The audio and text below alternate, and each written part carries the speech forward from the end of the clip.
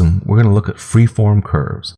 Freeform curves will be the curves that you're going to use to draw nice swoopy design shapes, and especially if you're looking at going into any sort of transportation design, you'll spend a lot of time drawing with freeform curves. There are 4 main types of freeform curves available in Rhino 5, and we'll go ahead and look at all 4 of those. And as I'm drawing with them, I'm going to show you why there's really kind of one that's better than the other 4, and probably the one that you should learn to do most of your drawing with. To access the freeform curve menu, simply go up to the menu, select Curve, Freeform, and as you can see, there are the 4 options here. I'm going to do these out of order just a little bit. The first one I'll select is Handle Curve.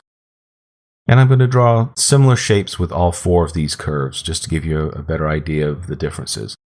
Now, Handle Curve, if any of you have spent much time drawing in Adobe Illustrator or Photoshop, it's going to be one that you feel very comfortable with. It draws in a very similar way. You click a control point and then you drag out handles to control the shape. It's a great way to draw, but it's not a particularly efficient way to draw for 3-dimensional drawing. And we'll look at why in just a few moments. So as I said, I'm going to kind of draw a similar shape. It won't be exact. We'll draw sort of this modified kidney bean shape, and I'll type C at the end of each one to close them.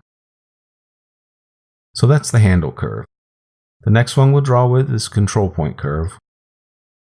Freeform, control point curve.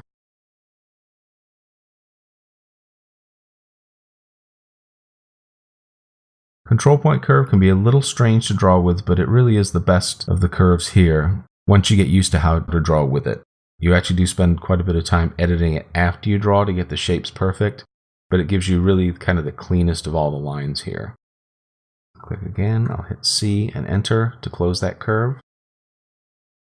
The next one we'll look at is interpolated. Again, I go to Curve, Freeform, Interpolate Points.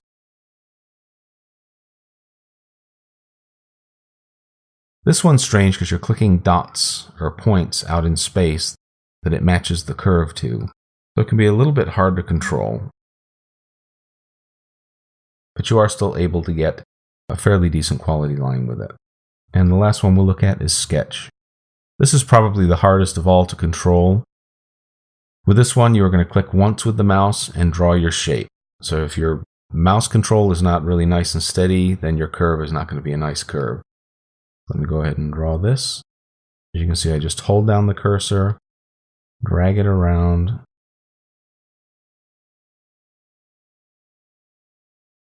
So you can see with that one, I was able to get a decent line, but I was not able to close those lines up perfectly. And if I switch on the control points for that one, you'll see there's quite a lot of control points. So I would say for the most part, these bottom 2 options, Interpolate and Sketch, are really kind of out of the running. Let me go ahead and lock those. So I really wouldn't consider those. The 2 main types of curves you'll want to look at drawing with are, again, handle curve if you're coming from an Adobe Illustrator background, or control point curve, which is what I use and I recommend you use for probably 99.9% of what you're drawing. And the main reasons are this. With the handle curve, although it's, again, a nice, comfortable, familiar way to draw, it adds extra control points in order to give you those handlebars to control the shape. Let me just select both of these, and then I'll come down here and turn control points on. And here you can see a difference pretty immediately. You can see if we go from this lower corner up to the top, we have 1, 2, 3, 4, 5, 6 curves being used. And here I have 3, maybe 4. So right away we have 2 less control points.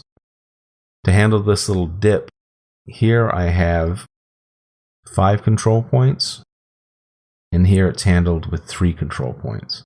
And that kind of goes on and on around the whole shape. And if I select all these points here, it'll give me a point count. So the shape on the right is using 11 control points or curve points to draw it. The shape on the left is using 18.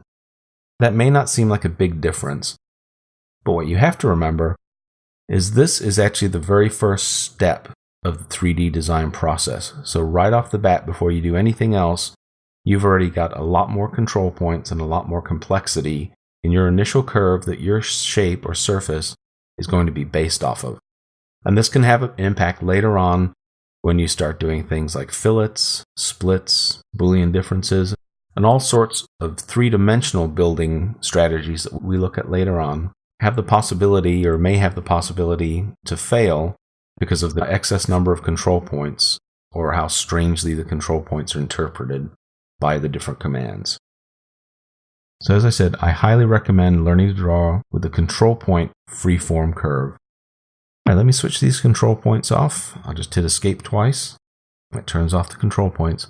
And let's just move this forward just a little bit so you get an example of what I'm talking about as far as how we move down the 3D process and what a difference these two different curves will make.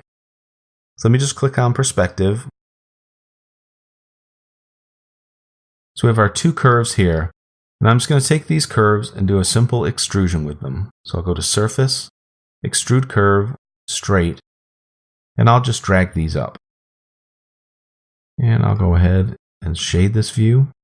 So as we look at these, they look fairly similar. In fact, you might even say that this one, just based on the number of UV curves, actually looks a little simpler than the control point based extrusion. Let me just select these. I'll hit explode to change them from extrusion just to surfaces. And when I click on this one, I can turn the control points on for it. And now I can drag these control points. And just by moving control points, you can see I can easily edit this shape. Move these surfaces all around and really kind of tweak this to however best fits my design. So I come over here to the surface based off of the handle curve and click on it. You can see instantly it's broken this surface up into three different pieces. So if I edit the control points on these, it's going to start to pull apart and I'm not going to be able to join it together after I've manipulated it. If I select these parts and click on the jigsaw puzzle icon here for join and try to turn on the control points, you'll see the command line telling me you can't turn on control points for poly surfaces. So the only way I can adjust this is to explode it. And like I said, it's going to cause us problems later on, and the whole thing will start to deform as we work with it. And this is actually only the second step of working with this curve, and you can see it's already giving us some trouble. So again, I highly recommend learning how to work with the control point freeform curve. It actually is fairly easy to use, and it gives you much cleaner results.